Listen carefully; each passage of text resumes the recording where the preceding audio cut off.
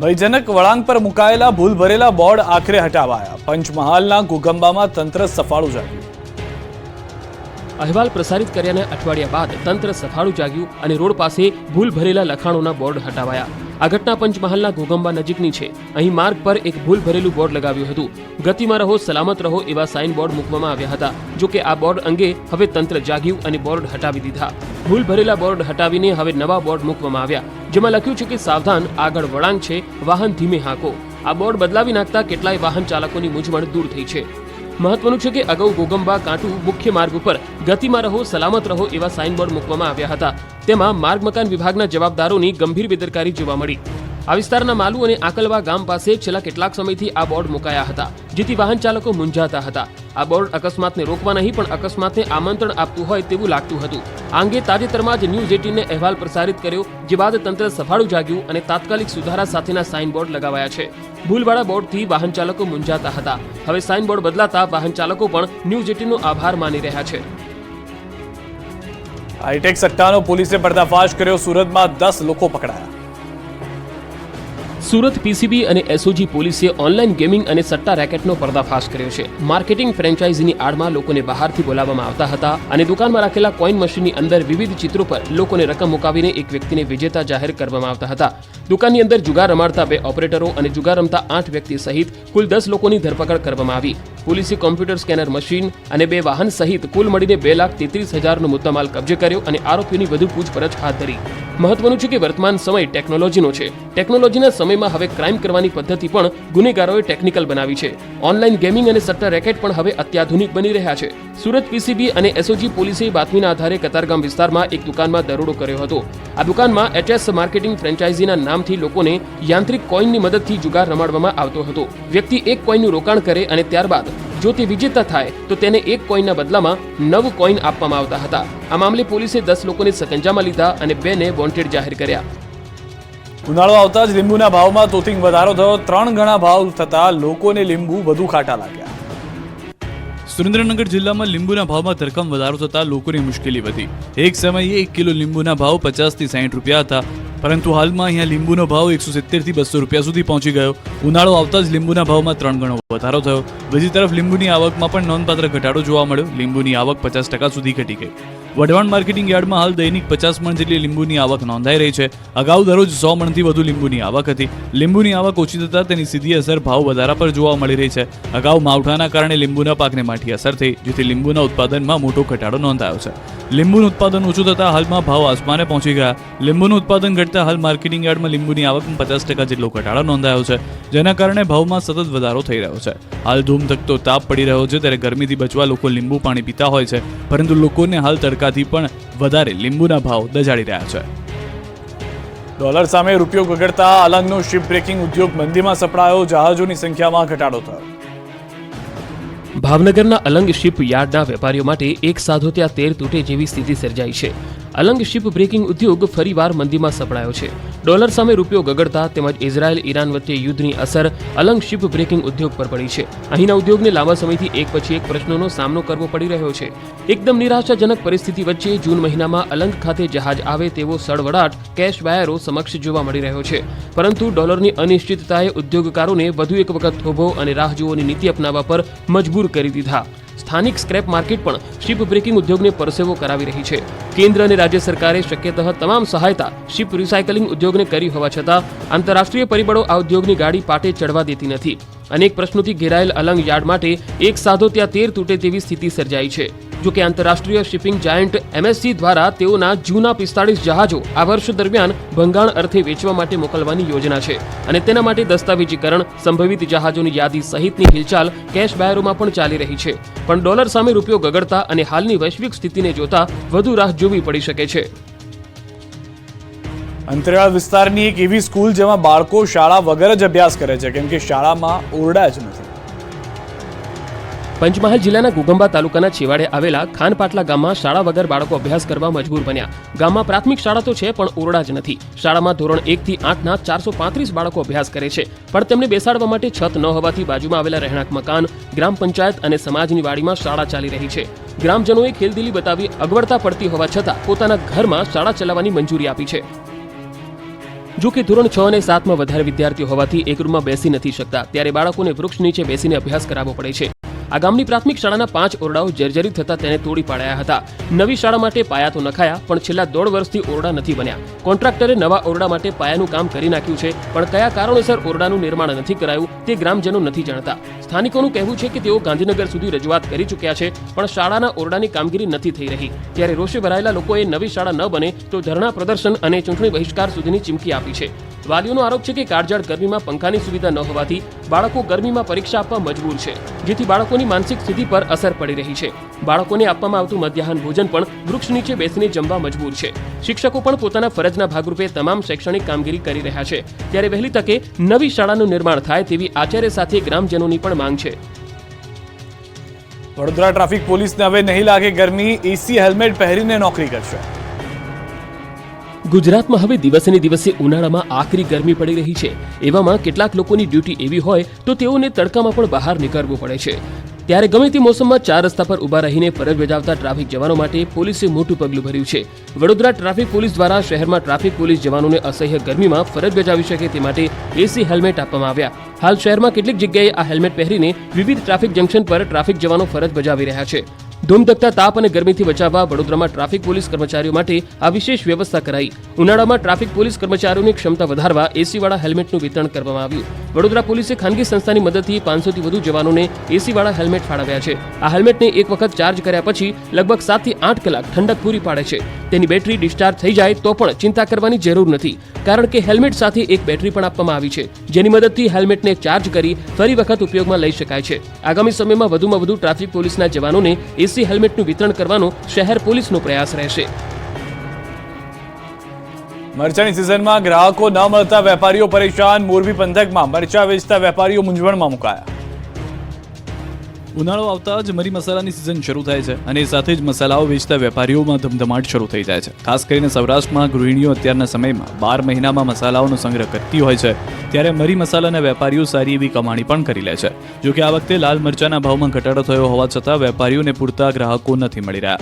સૌથી જરૂરી લાલ મરચાની ગણના થાય છે. જોકે આ વર્ષે મરતા ભાવમાં નોંધપાત્ર ઘટાડો જોવા મળ્યો છે.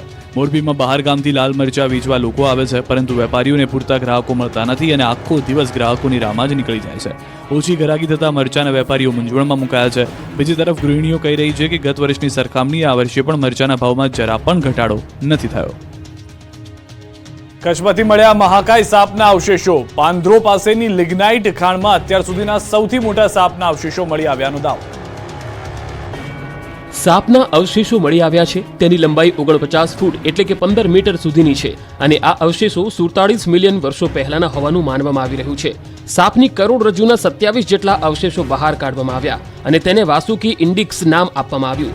ઓડિશાની રૂરકી આઈઆઈટીના 2 નિષ્ણાત સંશોધકો દ્વારા કચ્છના પાંદરોમાં લિગ્નાઇટ ખાણમાંથી વાસુકીના અવશેષો મળ્યા હોવાનું જાહેર કરતું એક સંશોધન સાયન્સ જનરલ સાયન્ટિફિક રિપોર્ટ્સમાં પ્રગટ કરવામાં આવતા સમગ્ર વિશ્વનું આ બાબતે ધ્યાન ખેંચાયું છે. આ બંને પેલિયોન્ટોલોજિસ્ટ ભૂતકાળમાં નામશેષ થઈ ગયેલી સજીવ સૃષ્ટિના અશ્મિઓને ખોદકામ કરીને શોધી તેનું વૈજ્ઞાનિક ઢબે પરીક્ષણ કરી લાખો કરોડો વર્ષ પૂર્વે કેવા પ્રકારની સજીવ સૃષ્ટિ વિકસેલી હશે તેનો અભ્યાસ કરે છે. આ અંગે કચ્છ યુનિવર્સિટીના અર્થ એન્ડ એન્વાયરમેન્ટ સાયન્સ વિભાગના હેડ ડોક્ટર સુભાષ ભંડારીએ જણાવ્યું કે વર્ષ 2005માં દેવાજીત દત્તા અને સુનિલ બાજપાઈને કચ્છના પાનધ્રો લિગ્નાઇટ ખાણમાંથી તેમને વાસુકી નાગના 27 જેટલા અવશેષ કરોડરજ્જુના મળી આવ્યા છે. આ અવશેષોનો વૈજ્ઞાનિક અભ્યાસ કરતા તેઓ એ તારણ પર આવ્યા છે કે આ અવશેષો અંદાજે 47 મિલિયન વર્ષ અગાઉ પૃથ્વી પર વિચરતા મહાકાય વાસુકી સાપના હોવાનું સામે આવ્યું છે. વાસુકી સાપ કદમાં એટલું મોટું છે કે તે વર્ષ 2009માં કોલંબિયામાં કોલસાની ખાણમાંથી મળી આવેલા ટિટનોબોઆ નામના બીજા વિશાળ ઐતિહાસિક સાપને ટક્કર આપે છે. દ્વારકામાં ઠાકોરજીનો લગ્નોત્સવ યોજાયો. વિવાહ ઉત્સવમાં ભક્તોનું ઘોડાપૂર ઉમટ્યું. દેવભૂમિ દ્વારકા ખાતે દ્વારકાધીશ અને રૂક્ષ્મણીજીના વિવાહ ઉત્સવની ધામધૂમપૂર્વક ઉજવણી કરવામાં આવી, જેમાં હજારોની સંખ્યામાં શ્રદ્ધાળુઓએ લહાવો લીધો હતો. વિવાહ મહોત્સવના પ્રથમ દિવસે સાંજીના ગીત તથા સંગીત સંધ્યા યોજવામાં આવી હતી, તો બીજા દિવસે સવારે રૂક્ષ્મણીજી મંદિર ખાતે ગણેશ સ્થાપન બાદ ગ્રહ શાંતિ અગિયારીની વિધિ કરવામાં આવી. ત્યારબાદ રૂક્ષ્મણીજીની આરતી સમયે 56 ભોગનો ભવ્ય મનોરથ યોજવામાં આવ્યો હતો. સાથે જગત મંદિર ખાતે પણ શૃંગાર આરતી સમયે શ્રીજીને 56 ભોગ મનોરથ ધરાવવામાં આવ્યો, જેનો ભાવિક ભક્તો અને નગરજનોએ લહાવો લીધો હતો. જગતના નાથના લગ્નોત્સવને લઈને દ્વારકાનું વાતાવરણ ભક્તિમય બન્યું હતું. તો મંદિર પટાંગણમાં સાંજના સમયે ઠાકોરજી અને રૂક્ષ્મણીજીના શાસ્ત્રોક્ત મંત્રોચ્ચાર વચ્ચે લગ્ન યોજાયા હતા. બ્રાહ્મણો દ્વારા કરવામાં આવેલ મંત્રોચ્ચારથી મંદિર પટાંગણનું વાતાવરણ ભક્તિમય અને દિવ્ય બન્યું હતું. રશિયા અને યુક્રેનના યુદ્ધની માઠી અસર પડતા હીરા ઉદ્યોગમાં ભારે મંદી વર્તાય છે, જેથી સુરત બાદ ભાવનગરમાં પણ હીરાના ઉદ્યોગને મોટો ફટકો પડ્યો છે. હીરાના ઉદ્યોગમાં મંદી આવતા જાણે કે ઉદ્યોગ પર ગ્રહણ લાગ્યું હોય તેમ વેપાર ધંધો પડી ભાંગ્યો છે. તો બીજી તરફ હીરાના વેપારીઓ જણાવી રહ્યા છે કે લાંબા સમયથી ચાલી રહેલા યુદ્ધની ખરાબ અસર નાના કારખાના ધરાવતા વેપારીઓને વધુ થઈ છે. રત્ન કલાકારોને રોજીરોટી માટે રચડવું પડે તેવી સ્થિતિ સર્જાય છે. ઇઝરાયલ યુદ્ધના લીધે હીરા ઉદ્યોગમાં મોટા પાયે બેરોજગારી વધી શકે છે. લોકસભાની ચૂંટણી નજીક આવી રહી છે, ત્યારે મતદારોને રીઝવવા માટે ઉમેદવારો અવનવા કિમિયાઓ અજમાવતા હોય છે. ત્યારે મહેસાણાના ચિત્રોડીપુરા ગામનો એક વિડીયો વાયરલ થઈ રહ્યો છે, જેમાં અજીતસિંહ બારડે ગ્રામજનો પાસે કોંગ્રેસના ઉમેદવારને મત આપવા માટે સંકલ્પ લેવડાવ્યા. તમામ સગા સંબંધીઓ અને પરિવારના મત કોંગ્રેસના ઉમેદવાર રામજી ઠાકોરને આપવાનો સંકલ્પ લેવડાવ્યા રહ્યા હોય તેવો વિડીયો વાયરલ થયો. અગાઉ વિસનગરના વાલમ ગામના ઠાકોર સમાજ દ્વારા સોગંદ લેવડાવવાનો એક વિડીયો પણ વાયરલ થયો હતો. મહત્વનું છે કે ગુજરાતમાં લોકસભા અને વિધાનસભાની પેટા ચૂંટણીના ઢોલ ઢબુકી રહ્યા છે, ત્યારે મહેસાણા બેઠક પર કોંગ્રેસે રામજી ઠાકોર અને ભાજપે હીરાભાઈ પટેલને ટિકિટ આપી.